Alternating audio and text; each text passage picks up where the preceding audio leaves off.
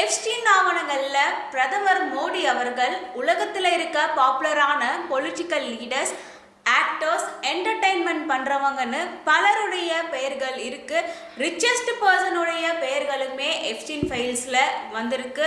யார் இந்த எப்ஸ்டீன், ஏன் இந்த எப்ஸ்டீன் ஃபைல்ஸ் ஆனது ரீசெண்ட் டேஸ்ல பேசப்பட்டுட்டு இருக்கு. அண்ட் இந்த எப்ஸ்டீன் ஃபைல்ஸ் பத்தி டீட்டெயிலா இந்த வீடியோல பார்த்து தெரிஞ்சுக்கலாம். வணக்கம் அண்ட் வெல்கம் பேக் டு சுகன்யாதி ஜேர்னலிஸ்ட். ஒரு மிடில் கிளாஸ் ஃபேமிலியில பிறந்தவர் தான் இந்த எட்வர்ட் ஜெஃப்ரி எப்ஸ்டீன். 1953ல புரூக்லின், நியூயார்க்ல இவர் பிறந்திருக்காரு. எப்ஸ்டீன் அவர்களுக்கு மேத்தமெட்டிக்ஸ் அண்ட் பிசிக்ஸ்ல ரொம்பவே ஆர்வம். ஆனா இவர் ஸ்கூல் ட்ராப் அவுட் ஆகியிருக்காரு. இவருக்கு மேத்தமெட்டிக்ஸ் அண்ட் பிசிக்ஸ்ல இருந்த இன்ட்ரெஸ்ட்னால இவர் டால்டன் யூனிவர்சிட்டியில ஒரு டீச்சரா ஒர்க் பண்றாரு. அந்த இடத்துல பேரண்ட்ஸ் டீச்சர் மீட் ஆனது நடக்குது. அந்த இடத்துல அந்த ஸ்டூடெண்ட்ஸோட பேரண்ட்டை இவர் மீட் பண்றாரு. சிஓவான ஆலன் கிரீன்பர்க் இவங்க ஒரு ட்ரேடிங் கம்பெனி வச்சிருக்காங்க. இந்த கம்பெனியோட இன்டர்வியூல அவர் செலக்ட் ஆகுறாரு. 25 இயர்ஸ்லயே மிகப்பெரிய ஒரு பொசிஷனுக்குமே எப்ஸ்டீன் அவர்கள் வராரு. எப்ஸ்டீன் ஸ்கூல் ட்ராப் அவுட்ன்ற விஷயமானது அந்த கம்பெனியில தெரிய வருது. அதுக்கப்புறம் அவர் அந்த கம்பெனியை விட்டு வெளியே வராரு. அதுக்கப்புறம் எப்ஸ்டீன் லெஸ் வெக்ஸ்னர்ன்ற பில்லியனரை மீட் பண்றாரு. அவங்க கூட ஃபினான்சியரா ஒர்க் பண்ணியிருக்காரு. லெஸ் வெக்ஸ்னருடைய $4.8 பில்லியன் சொத்து மதிப்புக்கான பவர் கண்ட்ரோல் ஆனது எப்ஸ்டீனுக்கும் கொடுக்கப்படுது. அவர் அதன் மூலமாக லோன் வாங்குறது, ஒரு லேண்ட் வாங்குறதுன்னு சொல்லிட்டு ஒரு மேன்ஷனையே வாங்குறாரு. இப்படி எப்ஸ்டீனுடைய சொத்து மதிப்பானது $400 மில்லியன் கிட்ட மாறி இருக்கு. விக்டோரியா சீக்ரெட் பிராண்ட் இதுக்கான மாடல் யாரு, அந்த கவர் போட்டோல எந்த மாடலை வைக்கலாம், இந்த அளவுக்கு எப்ஸ்டீனுக்கு இன்ஃப்ளூயன்ஸ் ஆனது இருக்கு. இந்த மாதிரியான பவர் எல்லாமே எப்ஸ்டீன் கிட்ட இருந்திருக்கு. இதை எல்லாமே அவர் மிஸ்யூஸ் பண்ணி அங்க இருக்கிற உமன் அண்ட் கேர்ள்ஸை அப்யூஸுமே பண்ணியிருக்காரு. இதுக்கப்புறம் எப்ஸ்டீன் கிஸ்லின் மேக்ஸ்வெல்ன்றவங்கள மீட் பண்றாங்க. இவங்க அவருடைய லாங் டேர்ம் கேர்ள் ஃப்ரெண்டுன்னு சொல்லப்படுறாங்க. மேக்ஸ்வெல் மிகப்பெரிய ரிச்சஸ்ட் பர்சன். இவங்களுக்குமே ஒரு பாப்புலரா இருக்கக்கூடிய பர்சன் கூட கான்டாக்ட் எல்லாமே அதிகமாக இருந்திருக்கு. இவங்களுமே மிகப்பெரிய ஒரு இன்ஃப்ளூயன்சராக இருந்திருக்காங்க. ஸோ இவங்க ஒரு ரிச்சஸ்டான பர்சன்ஸ் எல்லாருமே எப்ஸ்டீனுக்குமே இன்ட்ரோடியூஸ் பண்றாங்க. மேக்ஸ்வெலுடைய அப்பா அவர் ஒர்க் பண்ற கம்பெனில இருந்து ஃபண்ட்ல இருந்து $500 மில்லியன் திருடியிருந்தாரு. அண்ட் இதன் மூலமாக மேக்ஸ்வெல் அப்பாவுடைய பெயரானது போயிருந்துச்சு. மேக்ஸ்வெல் பல ரிச்சஸ்ட் பர்சனை எப்ஸ்டீனுக்கு இன்ட்ரோடியூஸ் பண்ணியிருந்தாங்க. மேக்ஸ்வெலுக்கும் எப்ஸ்டீனுக்குமே இருக்க ரிலேஷன்ஷிப் ஆனது பிரேக்கப் ஆகி இருந்திருக்கு. அதுக்கப்புறம் அவங்க ரெண்டு பேருமே ஃப்ரெண்ட்ஸாக இருந்திருக்காங்க. இதுக்கப்புறம் மிகப்பெரிய ஒரு மாஸ்டர் பிளானே இவங்க ரெண்டு பேரும் போட்டிருக்காங்க. மேக்ஸ்வெல் ஒரு அண்டர் ஏஜ்குள்ளே இருக்கிற கேர்ள்ஸ் எல்லாத்தையுமே ரெக்ரூட் பண்ணுறாங்க. அது மட்டும் இல்லாமல் அந்த ரெக்ரூட் பண்ணி இருந்த கேர்ள்ஸை வச்சு அவங்க மூலயமாக இன்னும் ஒரு சில கேர்ள்ஸ் எல்லாமே அவங்க ரெக்ரூட் பண்ணியிருக்காங்க. எப்ஸ்டீனுடைய கேர்ள் ஃப்ரெண்டாக இருந்த மேக்ஸ்வெலுக்கும் ட்ரம்போடைய ஃபேமிலிக்குமே நல்ல ஒரு ஃப்ரெண்ட்ஷிப் ஆனது இருந்துச்சு. 1992ல மேரலோகன்ற ஒரு கிளப், இதில் 28 சூப்பர் மாடல்ஸ் எல்லாமே இன்ட்ரடியூஸ் பண்ணியிருந்தாங்க. இதில் ட்ரம்ப் அண்ட் எப்ஸ்டீன் அவங்க தான் இருந்திருக்காங்க. அண்ட் இதில் ஒரு ப்ரைவேட் ஜெட்ஸ் எல்லாமே யூஸ் பண்ணப்பட்டிருக்கு. இதுக்கப்புறம் எப்ஸ்டீன் மரியான்ற ஒரு ரிசப்ஷனிஸ்ட்டை ரெக்ரூட் பண்ணுறாரு. இவங்களுடைய ஓகே அங்கே யார் வராங்க யார் போகிறாங்கன்றது எல்லாமே நோட் பண்ணுறது தான். இவங்களையுமே எப்ஸ்டீன் அப்யூஸ் பண்ணியிருக்காங்க. இவங்க ஒரு முதல் விக்டிமா இருந்திருக்காங்க. இவங்க ரிப்போர்ட்டும் பண்ணியிருக்காங்க. இதுக்கப்புறம் எப்ஸ்டீன் அவர்கள் ஒரு தனியா ஒரு ஐலாண்டையே வாங்கியிருக்காரு. 70 ஏக்கர் கொண்ட எப்ஸ்டீன் ஐலாண்டுன்னு சொல்லப்படுற அந்த ஐலாண்டுக்கு அவர் போயிருக்காரு. இந்த ஒரு ஐலாண்டுல கேர்ள் சைல்டு எல்லாமே கூட்டிட்டு வந்து அவங்களுக்கு தேவையான ஒரு திங்ஸை தர்றதா இருக்கட்டும், அவங்களுக்கு பிடிச்ச ஒரு ஃபுட்டு தர மாதிரியா இருக்கட்டும் சொல்லிட்டு கஷ்டப்படுற குழந்தைகள் எல்லாமே டார்கெட் பண்ணி ஸ்கூல் படிக்கிற குழந்தைகள், அண்டர் ஏஜ்ல இருக்கக்கூடிய பெண் பிள்ளைகள் எல்லாம் கூட்டிட்டு வந்து இந்த இடத்துல அவங்களுக்கு ஒரு ஆசை வார்த்தைகள் எல்லாமே காட்டி இந்த மாதிரியான ஒரு பிஸ்னஸ் அவங்க ஸ்டார்ட் பண்ணியிருக்காங்க. வர்ஜீனியான்றவங்க 16 இயர்ஸ் இவங்களை மசாஜ் பண்றதுக்காக மேக்ஸ்வெல் எப்ஸ்டீனுக்கு கூட்டிட்டு வந்திருக்காங்க. இவங்கள பல பேர் அபியூஸ் பண்ணியிருக்காங்கன்னு சொல்றாங்க. குறிப்பா இதுல பிரின்ஸ் ஆண்ட்ரூவும் பண்ணியிருக்காங்கன்ற மாதிரியான இன்ஃபர்மேஷன் எல்லாமே சொல்லியிருக்காங்க.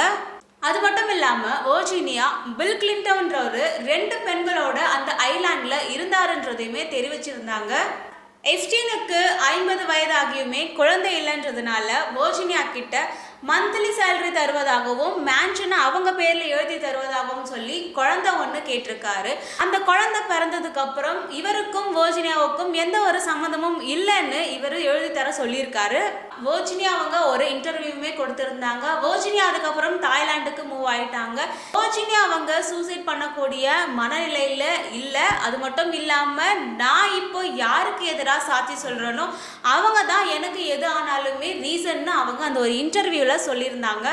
எப்ஸ்டீன் ஹார்வர்ட் யூனிவர்சிட்டிக்கு டொனேஷனுமே கொடுத்துருக்காரு. அவருடைய டிஎன்ஏ வச்சு குழந்தைகளை உருவாக்கணும், ஒரு அண்டர் கிரவுண்ட் ஹாஸ்பிட்டல் கட்டணும், இந்த மாதிரியான விஷயங்கள் எல்லாமே அவர் பண்ணியிருந்தாரு. அந்த ஒரு ப்ரோக்ராம் எல்லாமே இழுத்து மூடி இருந்தாங்க.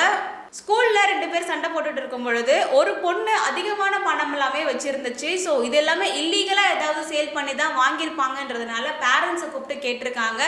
அப்போது அந்த பொண்ணு என்ன பண்ணியிருக்காங்கன்னா மசாஜ் பண்ணி தான் இந்த ஒரு பணத்தை எல்லாமே ஏர்ன் பண்ணியிருந்தாங்கன்ற ஒரு தகவலை சொல்லியிருந்தாங்க. இந்த ஒரு சம்பவத்தை தொடர்ந்து அங்கே இருக்கிற டீச்சருமே போலீஸில் ரிப்போர்ட்டும் பண்ணியிருந்தாங்க. ஆனால் எப்ஸ்டீன் அவர்களுக்கு பலருடைய இன்ஃப்ளூயன்ஸ் இருந்துச்சு, பல ரிச்சஸ்ட் பர்சனுடைய சப்போர்ட்ஸ் ஆனது இருந்ததுனால அவர் மேலே அந்த அளவுக்கு கேஸ் ஆனது ஸ்ட்ராங்காகவே இல்லை. இதுக்கப்புறம் போலீஸ் அந்த ஒரு மேன்சன் எல்லாமே செக் பண்ணிட்டு இருந்தாங்க. எப்ஸ்டீனுடைய வீட்டையும் கண்காணிச்சுட்டு இருந்தாங்க. போலீஸ் அங்கே இருக்கிற இடத்த செக் பண்ணும் பொழுது தான் அந்த இடத்துல இருக்கிற கேர்ள்ஸுடைய நம்பர் அண்ட் அடல்ட் டாய்ஸ், டேம்போன், இந்த மாதிரியான புக்ஸ் எல்லாமே அந்த இடத்துல இருந்திருக்கு. இதெல்லாமே வச்சு அவர் ப்ராஸ்டியூஷன் நடத்துறாருன்ற ஒரு கேஸை ரிஜிஸ்டர் பண்றாங்க போலீஸ். எப்ஸ்டீன் 2 ஹவர்ஸ்ல $300 கொடுத்துட்டு வெளியவே வந்துட்டாரு. இதுக்கப்புறம் இந்த ஒரு கேஸ் ஆனது FBI-க்கு மாறுது. பப்ளிக்குடைய ப்ரெஷர் ஆனது அதிகமாகவே இந்த கேஸ்ல இருந்தது. ஆலந்தர் அண்ட் கெனித் எப்ஸ்டீனுக்கு 18 month prison, அவங்க சம்மந்தப்பட்ட யாருக்குமே பனிஷ்மெண்ட் கிடையாதுன்ற மாதிரி அவங்க வாங்கி கொடுத்திருந்தாங்க. எப்ஸ்டீன் இந்த டைம் ஸ்கூல் பிள்ளைங்களை விட்டுட்டு ரஷ்யன் ஏஜென்சியில் இருக்கிற மாடல்ஸ் எல்லாமே கூட்டிட்டு வராரு. இந்த டைம்ல பில்கேட்ஸ் அவருக்குமே செக்ஷுவலி டிரான்ஸ்மிட்டட் டிசீஸ் ஆனது பரவி இருந்துச்சு. ஸோ இது ரஷ்யன் கேர்ள்ஸ் கிட்ட இருந்து தான் ஸ்ப்ரெட் ஆகி இருக்கும்ன்ற மாதிரியான தகவலுமே வந்திருந்துச்சு. இந்த ஒரு கேஸை அகைன் ரீஇன்வெஸ்டிகேட்டுமே பண்ணியிருந்தாங்க. பப்ளிக்குடைய ப்ரெஷர் ஆனது ரொம்ப அதிகமாக இந்த கேஸ் மேலே இருந்துச்சு. எப்ஸ்டீன் ஸ்டைலில் இருந்து ஹவுஸ் அரெஸ்ட் பண்ணுங்கன்னு அவர் கேட்டிருந்தாரு. ஆனால் அவரை ஹவுஸ் அரெஸ்ட் பண்ணலை. அதுக்கப்புறம் அவர் 2019 பிரிசனில் அவர் இருந்தார். 2019 பிரிசனில் இருக்கும் பொழுதே அவர் சூசைட் பண்ணிட்டாருன்ற ஒரு இன்ஃபர்மேஷனை கொடுத்துருந்தாங்க. எப்ஸ்டீனுடைய உயிரானது சூசைடா இல்லை இதை பிளான் பண்ணி மற்றவங்களோட பெயரானது வெளியே தெரியக்கூடாது, அவர் வெளியே சொன்னால் பல ரிச்சஸ்ட் பர்சன், பாப்புலராக இருக்கக்கூடிய பர்சனுடைய நேமானது வெளியே தெரியும்ன்றதுனால அவரை கொலை பண்ணிட்டாங்களான்ற ஒரு கேள்வியானது பப்ளிக் சைட்ல இருந்து இருக்கு. அங்க இருக்க கேமராஸ் எதுவும் ஒர்க் ஆகல, அங்க இருக்க செக்யூரிட்டிஸ் கார்ட்ஸ் யாரும் அன்னைக்கு அங்க இல்ல, இப்படியான ஒரு தகவல் தான் வெளியே சொல்லியிருந்தாங்க. மேக்ஸ்வெல் அவங்களையுமே அரெஸ்ட் பண்ணி 20 இயர்ஸ்க்கு பிரிசன்ல வச்சிருக்காங்க. Bill Gates, Bill Clinton, Trump, Modi, Ambani, Stephen Hawkinson, Prince Andrew, இப்படி பல பேருடைய நேம்ஸ் எல்லாமே இருந்திருக்கு. இவங்க எல்லாருமே வேர்ல்ட்ஸ்ல ரொம்ப ஒரு ரிச்சஸ்டான ஒரு பர்சன், பவர்ல இருக்கக்கூடிய பர்சன்ஸாக இருக்காங்க. இந்த ஒரு நேம்ஸ்லாம் இருக்கிறதுனால இவங்க எல்லாருமே குற்றவாளின்னு சொல்ல முடியாது. அண்ட் இதை அவங்க மறுத்தும் இருக்காங்க. ரீசெண்டா எப்ஸ்டீன் ஃபைல்ஸ்ல நரேந்திர மோடி அவருடைய பெயருமே இருந்துச்சு. மோடி அவர்கள் எப்ஸ்டீன் கிட்ட ஆலோசனை பெற்றுதான் இஸ்ரேலுக்கு போயிருந்தாரு. அது மட்டும் இல்லாம அமெரிக்காவின் அதிபரான ட்ரம்ப் அவர்களுக்காக ஆடி பாடி மகிழ்ந்தாரு மோடின்னு மெயிலும் இருந்திருக்கு. எந்த வகையில மோடி அவர்கள் ஆலோசனை பெற்றாரு, அதிபர் ட்ரம்ப் அவர்கள் எந்த வகையில பயன்பெறுவதற்காக மோடி அவர்கள் இஸ்ரேலுக்கு போயிருந்தாரு, இவருடைய இந்த பயணமானது பலன் அளிச்சதுன்னு சொல்லிட்டு எப்ஸ்டீன் அதில் குறிப்பிட்டு இருந்தாரு. இந்த மாதிரியான கொஸ்டின் எல்லாமே காங்கிரஸ் சைட்ல இருந்து கேட்டிருக்காங்க. இந்த ஒரு கேள்விக்கு இந்திய வெளியுறவுத்துறை அமைச்சகம் நிராகரிச்சிருக்கு. ஜூலை 2017 பிரதமர் அவருடைய பயணமானது அதிகாரப்பூர்வமாக இருந்தது. அதை தாண்டி வேற எந்த ஒரு விஷயமும் இல்லை. இந்த தகவல்கள் எல்லாமே தண்டனைக்குரிய குற்றவாளியின் வெற்று பிதற்றல்கள் தான் அவங்க சைட்ல இருந்து சொல்லியிருக்காங்க. 3 மில்லியன் பக்கங்கள், 1,80,000 புகைப்படங்கள், 2000 வீடியோக்கள்னு இந்த எப்ஸ்டீன் ஃபைல்ஸ் ஆனது குறைந்தபட்சமே சொல்லியிருக்காங்க, வெளியிட்டிருக்காங்க.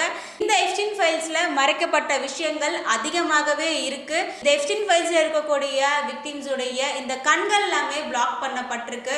அது மட்டும் இல்லாம ஒரு சிலருடைய பெயர்கள் எல்லாமே மாற்றப்பட்டு இருக்குன்னு சொல்லியிருக்காங்க. முக்கியமா அவங்க மெயில்ல பேசும் பொழுது பீஸான்ற ஒரு வேர்ட்ஸ் எல்லாமே பேசி பேசியிருக்காங்க. இந்த பீஸான்ற வார்த்தைகள் எதை குறிக்குது, இன்னைக்கு எனக்கு இந்த பீஸா வேணும், இந்த பீஸாவை இந்த அட்ரஸ்க்கு டெலிவரி பண்ணிடுங்க, இந்த மாதிரியான டாக்ஸ் எல்லாமே அதில் போயிருக்கு. பல விஷயங்கள் இதில் கோட்வேர்டாக யூஸ் பண்ணியிருக்காங்க. ஒரு பர்சனுடைய நேமை மென்ஷன் பண்ணாமல் ஒரு நிக்நேம் மாதிரியான நேம்கள் எல்லாமே வச்சு அவங்க பேசியிருக்காங்க. அது மட்டும் இல்லாமல் ஹியூமனுடைய மீட்டையுமே சாப்பிட்ருக்காங்கன்ற மாதிரியான பல ஷாக்கிங்கான நியூஸ் ஆனது இதில் இருந்திருக்கு. இன்னும் எந்த மாதிரியான விஷயங்கள்லாம் இவங்க பண்ணியிருக்காங்கன்னு தெரியல. ஒரு சில குழந்தைகளை எல்லாமே அழுகிற சத்தமும் அதில் கேட்குது. ஒரு சில குழந்தைகளை அவங்க சித்திரவதையும் பண்ணியிருக்காங்கன்றதுமே தெரிய வந்திருக்கு. எப்ஸ்டீன் கிட்ட கேட்கப்பட்ட கேள்வியில அவர் என்ன சொல்லியிருந்தாருன்னா, இந்த பணம் எல்லாம் உங்களுக்கு எப்படி வந்துச்சு, நீங்க எந்த வழியில இதெல்லாம் சம்பாதிச்சீங்க, நீங்க குற்றவாளியான்ற கேட்ட ஒரு கேள்விக்கு அவர் என்ன சொல்லியிருந்தாருன்னா, உங்க குழந்தையோட உயிரை காப்பாற்றுவதற்கு சில டாலர் தருகிறேன்னு சாத்தான் சொன்னாலும் அவங்க வாங்கி கொள்வாங்கன்னு அவர் சொல்லியிருக்காரு. அது மட்டும் இல்லாம நான் ஒரு நல்ல மீரர் தான் அவர் சொல்லியிருக்காரு. ரொம்ப புத்திசாலியாகவே ஆன்சர் பண்ணியிருக்காரு. மிகப்பெரிய ஒரு இன்டர்நேஷனல் லெவலுக்கு புரோக்கரா இருந்திருக்காரு எப்ஸ்டீன். எப்ஸ்டீன் வெறும் குழந்தைகளை வச்சு இந்த மாதிரியான தொழில் பண்ணி சம்பாதிக்கிறது மட்டும் இல்லாம இவர் பிளாக்மெயில் பண்ணியுமே சம்பாதிச்சிருக்காரு. இவர் அந்த ஐலாண்ட்ல பார்ட்டி பண்ணுவதற்காக எல்லாருமே இன்வைட் பண்ணும் பொழுது அவங்களுக்கே தெரியாம பாத்ரூம் அண்ட் பெட்ரூம் சொல்லிட்டு எல்லா இடத்துலயுமே ஒரு கேமரா வச்சு எல்லாத்தையுமே ரெக்கார்ட் பண்ணியுமே வச்சிருக்காரு. எலன் மஸ்க் எப்ஸ்டீன் கிட்ட 2012 மெயில்ல உன்னோட தீவுல எப்போ ஒரு வைல்டஸ்ட் பார்ட்டியானது நடக்கும்னு அவர் கேட்டிருந்தாரு. ஆனா அவர் அந்த தீவுக்கு போக மறுத்ததாகவும் அவர் தெரிவிச்சிருந்தாரு. செக்ஸுவல் பர்பஸ்க்காக 2002ல இருந்து 2005 வரைக்குமே லார்ஜ் நம்பர் ஆஃப் மைனர் கேர்ள்ஸை இவர் அவருடைய தீவுக்கு கூட்டிட்டு போயிருக்காரு. லோலிட்டா எக்ஸ்பிரஸ்ன்னு சொல்லக்கூடிய விமானமானது பயன்படுத்தப்பட்டிருக்கு. இவருடைய ஐலாண்டுக்கு போகணும்னா போட் இல்லை, இவருடைய பர்சனலான விமானம் மூலமாக தான் அந்த ஒரு இடத்துக்கே போக முடியும். எப்ஸ்டீன் 2 ஐலாண்டை வச்சிருந்திருக்காரு, அதை சொந்தமாகவும் வச்சிருந்திருக்காரு. இது எல்லாமே யாருடைய சப்போர்ட்ல நடந்திருக்கும்? எப்ஸ்டீன்றவர் ஒருத்தரா இல்லை அவருக்கு பின்னாடி பல பேர் இருப்பதற்கு அதிகமான வாய்ப்புகளே இருக்கு. இப்போ எப்ஸ்டீன் உயிரோடவே இல்லை. பிரைவேட் ஜெட், பிரைவேட் ஐலாண்ட், பிரைவேட்டான பிளேஸ்ன்னு இவருக்காக ஒரு தீவையே உருவாக்கி வச்சிருந்திருக்காரு. இந்த இடத்துல யாரு என்ன பண்ணாலுமே தெரியாது, எந்த விதமான ஒரு பாதுகாப்பும் இல்லாம இருக்கிறதுனால இப்படியான ஒரு ஐலாண்டை சூஸ் பண்ணி இந்த இடத்துல எல்லாருமே வர வச்சு அவர் மாஸ்டர் பிளான் பண்ணியிருக்காரு. எப்ஸ்டீனுடைய ஐலாண்டில் ஒரு ரூம்ஸில் மாஸ்க் எல்லாமே அதிகமாக இருந்திருக்கு. ஏஜ்டு பர்சனுடைய மாஸ்கானது எப்ஸ்டீனுடைய ரூம்ஸ்ல எல்லாமே இருந்திருக்கு. ஏஜ் அதிகமாக இருக்கக்கூடிய ஃபீடோஃபைல்னு சொல்லப்படுற நேம் எல்லாமே வச்சுருந்துருக்காங்க. அண்ட் அந்த ஒரு இடத்துல அவங்க இன்டீரியர் பண்ணதாக இருக்கட்டும், ஒவ்வொரு பெட்ரூமுமே ஒவ்வொரு டிசைனில் பண்ணி வச்சுருந்துருக்காங்க. பாத்ரூமும் அதுக்கேற்ற மாதிரி வச்சுருந்துருக்காங்க. ஸ்டார்டிங்கில் கஷ்டப்படுற ஒரு குழந்தைகள் எல்லாமே அங்கே கூட்டிகிட்டு வந்து அவங்களுக்கு எல்லாமே தருவதாக சொல்லியிருந்திருக்காங்க. போக போக அவங்களுடைய இன்ட்ரெஸ்டையே மீறி அவங்கள டார்ச்சர் பண்ணுற அளவுக்கு இந்த ஒரு விஷயமானது போயிருந்திருக்கு. அண்ட் இது எல்லாமே இத்தனை வருஷங்கள் நடந்திருந்திருக்கு. யாருடைய சப்போர்ட்டும் இல்லாமல் எப்ஸ்டீன் இந்த லெவலுக்கு போயிருப்பாரா? இதை பற்றி நீங்கள் என்ன நினைக்கிறீங்க? பல அண்டர் ஏஜ் கேர்ள்ஸ் இதில் பாதிக்கப்பட்டிருக்காங்க. பப்ளிக்குடைய ப்ரெஷர்னால இந்த ஒரு கேஸ் ஆனது ஸ்டில் போயிட்டு தான் இருக்குது. இன்டர்நேஷ்னல் லெவலில் மிகப்பெரிய அளவில் ஒரு புரோக்கர் வேலையை பார்த்துருக்காரு ஜெஃப்ரி எப்ஸ்டீன். நார்மலான மிடில் கிளாஸில் பிறந்து ஒரு டாப்பாக இருக்கக்கூடிய ரிச்சஸ்ட் பர்சன் கிட்ட பழகி அவங்களையே பிளாக்மெயில் பண்ணுற அளவுக்கு எப்ஸ்டீன் மாறி இருக்காரு. அவங்களுடைய பணத்தாசைக்காகவும் அவங்களுடைய தேவைக்காகவுமே பல பெண் குழந்தைகளை இதில் பலியாக்கி இருக்காங்க. அண்ட் இந்த மாதிரியான செயல்கள் எல்லாமே யாருக்குமே தெரியாமல் இத்தனை வருடங்கள் நடந்திருக்கு. அண்ட் அவங்க இதில் பாதிக்கப்பட்டும் இருக்காங்க. அண்ட் இந்த ஒரு எப்ஸ்டீன் ஃபைல்ஸ் ஆனது ஸ்டில் தொடர்ந்துட்டு தான் இருக்கு.